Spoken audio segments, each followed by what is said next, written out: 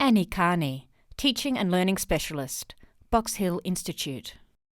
Can you tell us about your UDL journey? For me, the Universal Design for Learning journey started when our team was asked to come up with a resource for teachers about universal design in education. So I created some short animated videos about an inexperienced teacher exploring simple ways to add universal design to her teaching practice. Sharing the videos sparked a conversation with colleagues across the Institute and culminated in a community of practice session featuring our disability support teachers. That in turn provided the impetus to create a short course micro-credential on universal design for teachers in vocational education and training. Why did your organisation choose to use the UDL framework? Universal Design for Learning came up as a way of addressing the TAFE NDIS requirement to develop teacher capability to teach students with diverse needs. It also appeared in recommendations from a report that Box Hill Institute had commissioned called Improving Access and Achievement for Students with Disability. It said that universal design improves learning outcomes for all students. What has the UDL journey looked like for your organisation? So our institute started out with a project to meet NDIS requirements for TAFEs. We were looking for ways to build capability for TAFE teachers to support diversity and inclusion.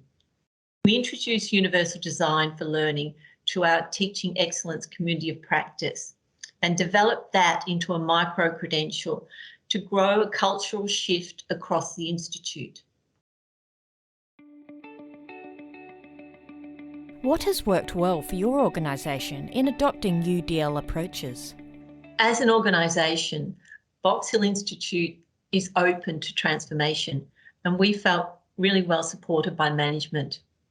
And then when we reached out to other organisations such as ADSET and Avetra, and to institutes like Monash University and then Dublin City University in Ireland, they all welcomed us.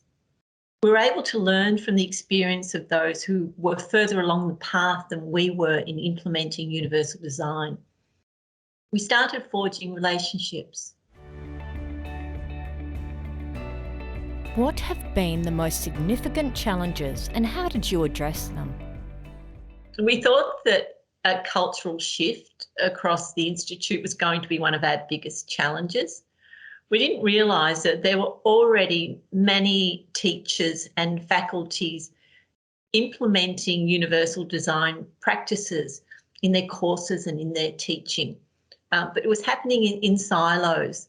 There was also a lack of confidence, though not a lack of enthusiasm, and so we needed to build capability. To do that, we created a work group to draw like-minded practitioners together and harness our existing resources. How should others get started with UDL? To get started with universal design in your teaching practice, start small and build in increments. Just try one thing and then another thing, and explore existing resources that you may already have amongst your colleagues and in your faculty. Think about how you can expend the smallest amount of effort for the biggest effect. Be curious and open, and look for what you can borrow and who you can work with. This video was produced for the Universal Design for Learning in Tertiary Education e-learning resource. For more information, visit www.disabilityawareness.com.au.